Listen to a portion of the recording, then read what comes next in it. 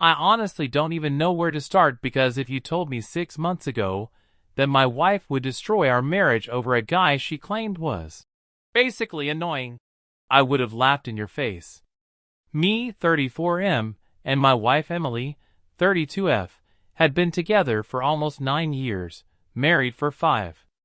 We weren't perfect, but I thought we were solid.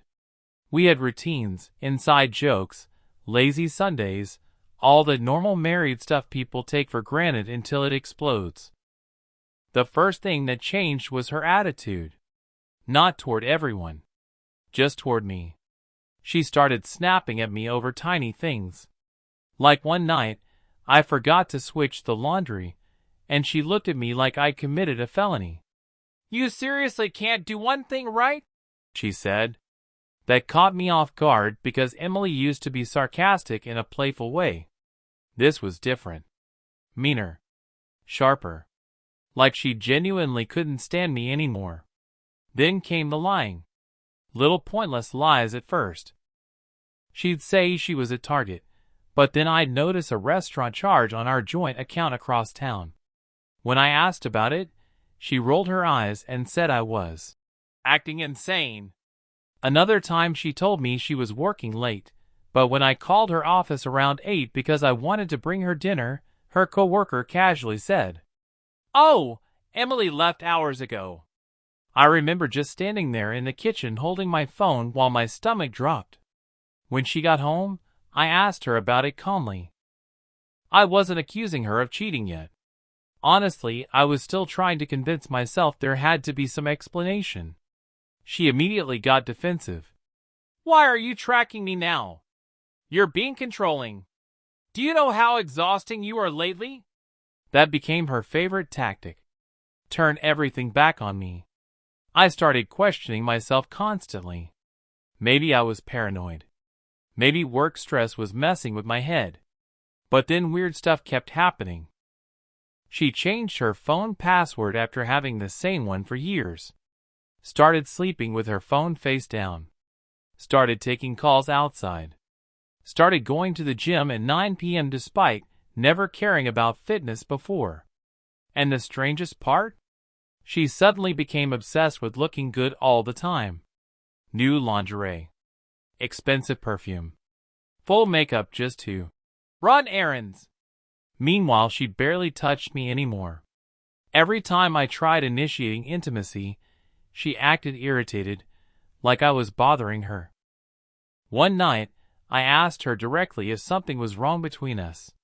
She sighed dramatically and said, "Not everything is about you."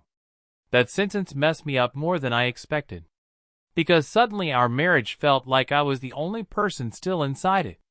Then came the moment I can't stop replaying in my head. It was a Friday night. Emily said she was going out with her friend Jessica for drinks after work. Totally normal. I told her to have fun. Around midnight, I texted her, "Everything good?"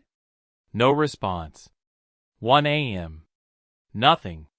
At 1:37 a.m., my phone buzzed. It was a text from an unknown number. Just a photo. Emily's car. Parked outside a cheap motel off the highway.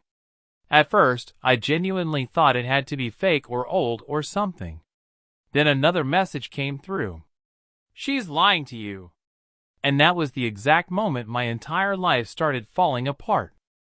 I stared at that photo for probably 10 straight minutes trying to convince myself it wasn't real. I zoomed in on every detail like an idiot. The dent near the back bumper. The little university sticker she never removed from the rear window. It was definitely her car. That's when the denial finally died. I drove there. And I saw her, laughing with another man outside the motel room. Then she saw me. And everything changed. "What the hell are you doing here?" She snapped at me like I was the problem. The man looked confused. She panicked, lied instantly, tried to rewrite everything in real time. I asked how long. She said, "It's not what you think." And I realized she was still lying even while being caught. Emily looked me dead in the eyes and said, "Nothing happened." I pointed at everything. And she said, "You're making this bigger than it is." Then the man appeared again. He called her Emily. Not Mrs. Not anything distant. Familiar. And I knew. When I asked how long, she started rewriting the story again. Coworker. Drinks. Confusion. He kissed her. She didn't want it. All lies. Then her phone lit up. Daniel Redhart.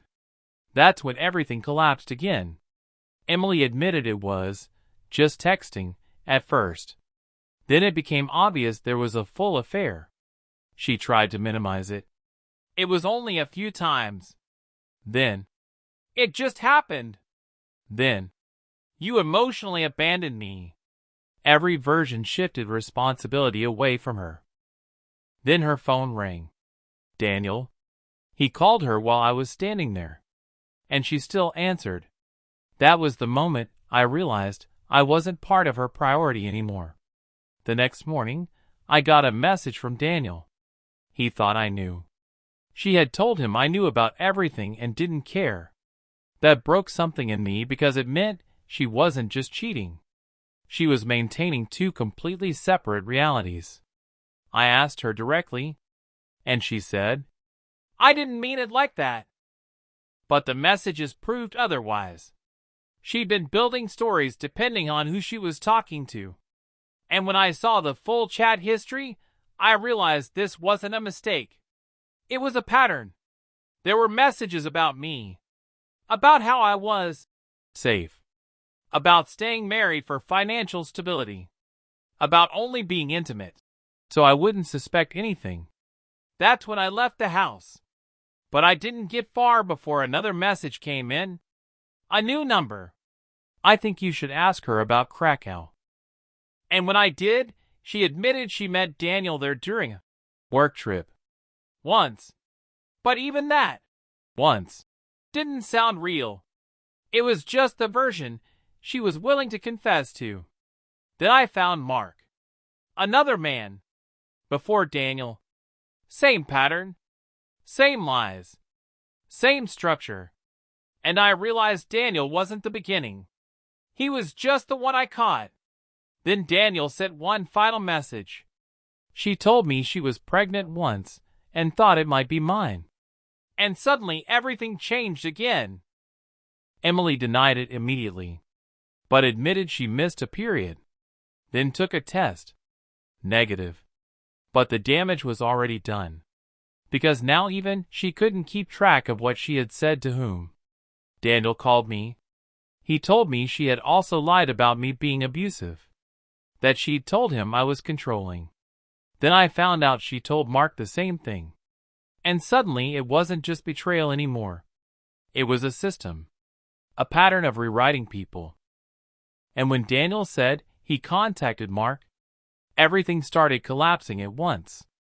Mark confirmed she did the same thing to him. Different name. Same story.